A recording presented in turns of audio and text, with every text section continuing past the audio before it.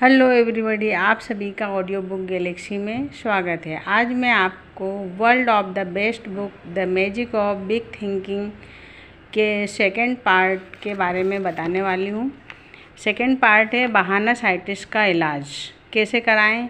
यह असफलता की सबसे बड़ी बीमारी है। आपने अक्सर देखा होगा कि असफल लोगों में बहाने बनाने की सबसे ज़्यादा आदत होती है।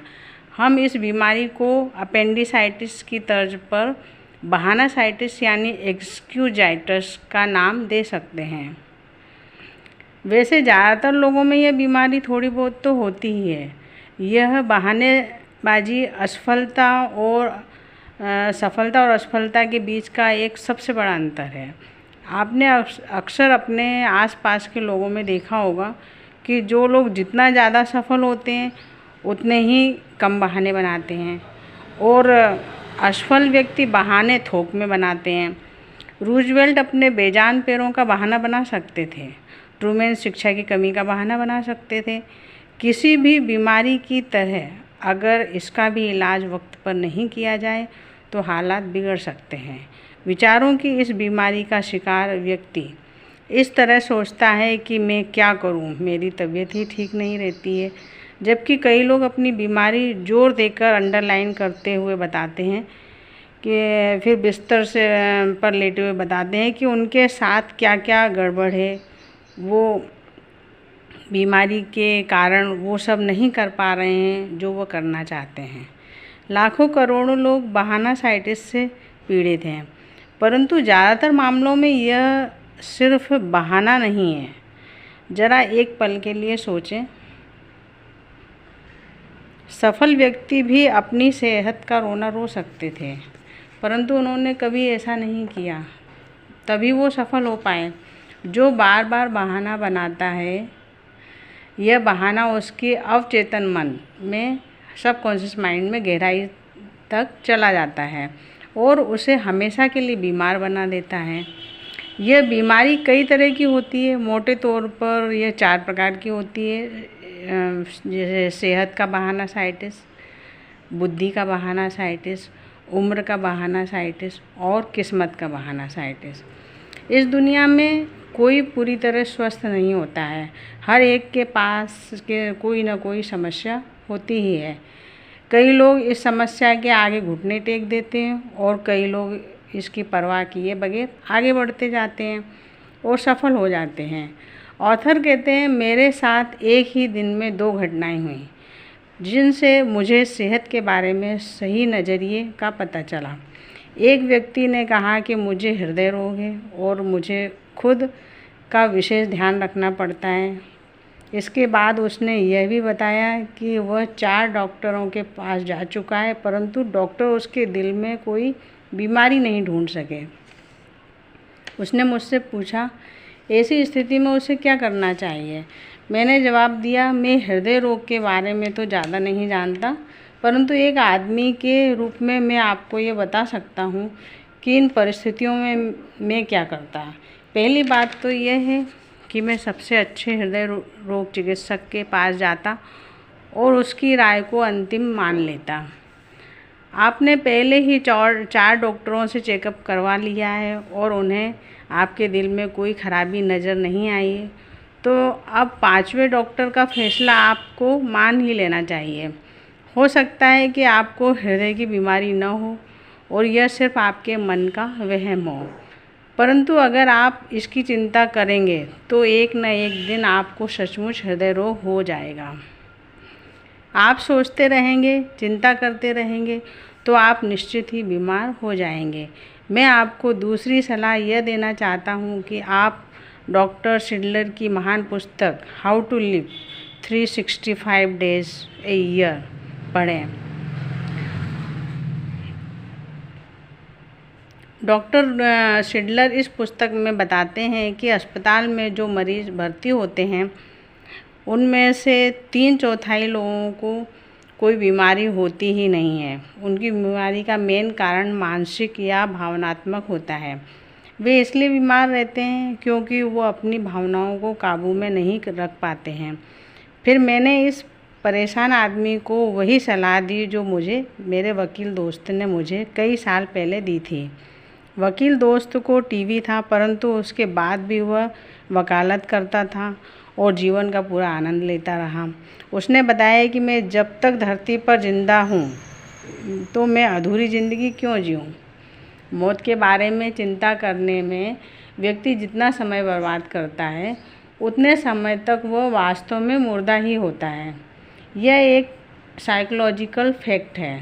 ऑथर बताते हैं कि दूसरी बार जब मैं हवाई जहाज़ पर यात्रा कर रहा था तो उसमें अजीबोगरीब सुखद अनुभव हुआ। जब हवाई जहाज़ आसमान में पहुंचा तो मुझे टिक टिक की आवाज़ सुनाई दी। हैरानी से मैंने अपने पास बैठे आदमी की तरफ देखा जिसके पास से वह आवाज़ आ रही थी। वह मेरी तरफ देखकर मुस्कुराया और उसने मुझसे कहा, डरिए नहीं, मेरे पास कोई बम नहीं है, यह तो मेरा दिल धड़क रहा है। मुझे यह सुनकर हैरानी हुई। उसने बताया 21 दिन पहले ही उसका ऑपरेशन हुआ था, जिसमें उसके दिल में एक प्लास्टिक वाल्व फिट किया गया था। उसने बताया टिक टिक की आवाज़ कई महीनों तक आती रहेगी जब तक कि नकली वाल्व पर नया ऊतक नहीं उग आता। मैंने उससे पूछा कि अब वह क्या करना चाहते हैं। उसने कहा, अरे अभी तो मुझे बहुत कुछ करना है। मैं वकालत पढ़ने वाला हूँ, शायद मुझे किसी दिन सरकारी नौकरी भी मिल जाए। डॉक्टर ने मुझे कुछ महीनों सावधानी रखने के लिए कहा है, उसके बाद मेरा दिल न्यू ब्रांड हो जाएगा। तो ये रहे स्वास्थ्य संबंधी समस्याओं के बारे में दो अलग अलग नज़रिए। पहले आदमी को कोई बीमारी नहीं थी, फिर भी वह परेशान था। दूसरा आदमी का ऑपरेशन होने के बावजूद भी वह आशावादी और कुछ नया करने का उत्सुक था।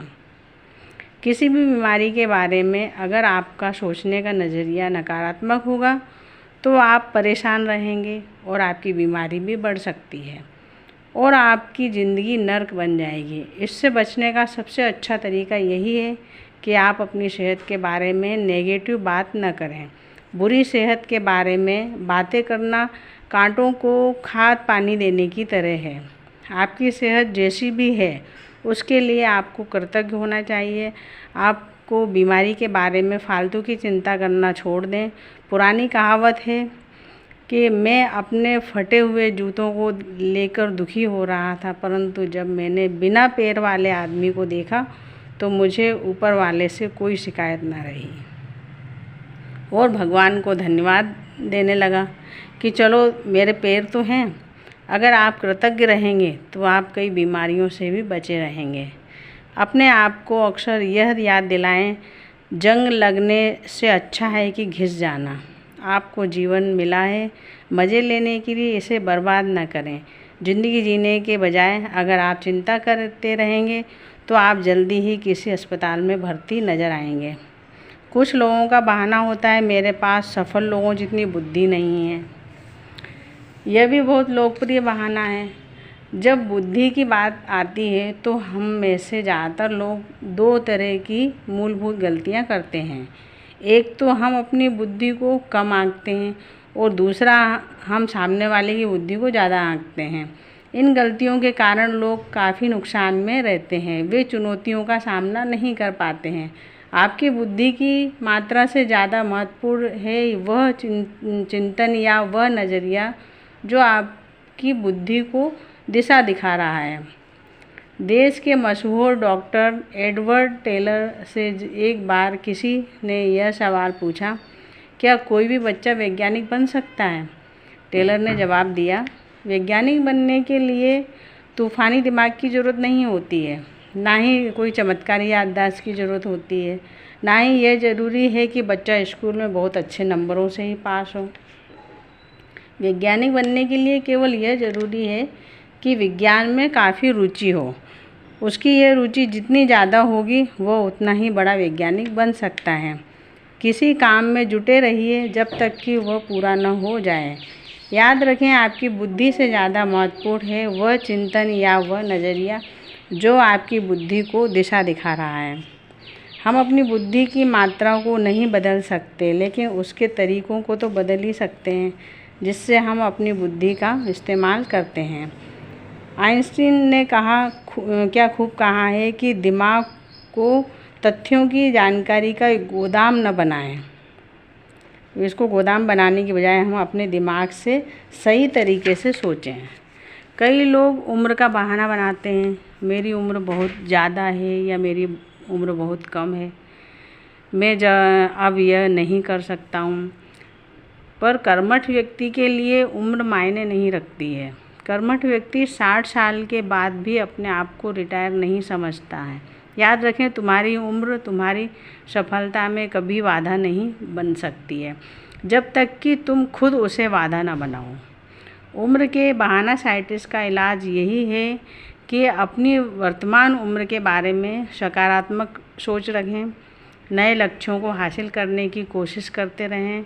यह सोचें कि मेरे सर्वश्रेष्ठ वर्ष अभी बाकी हैं। सफल लोग इसी तरीके से सोचते हैं। कुछ लोग अपनी किस्मत का बहाना बनाते हैं। किस्मत के बहाना साइटिस को 2 तरीके से जीते हैं। फर्स्ट, कारण और परिणाम के नियम को स्वीकार करें। जब आपको लगे कि कोई आदमी खुशकिस्मत है तो ज़रा गौर से देखें, तब आपको यह दिखेगा कि जिसे आप पहली नज़र में अच्छी किस्मत वाला समझते थे, दरअसल वह तैयारी, योजना और सफलता के नज़रिए का परिणाम है। इसी तरह किसी आदमी की बदकिस्मती को भी गौर से देखें तो आपको उसके पीछे के कुछ कारण मिलेंगे। सेकंड, कभी भी दिवा स्वप्न न देखें जिनमें बिना मेहनत के सफलता हासिल की जा सकती हो। आप अपने में ऐसे गुण विकसित करें कि आप सचमुच एक विजेता बन जाएं। धन्यवाद। अब मिलती हूँ अगले वीडियो में, तब तक के लिए नमस्कार।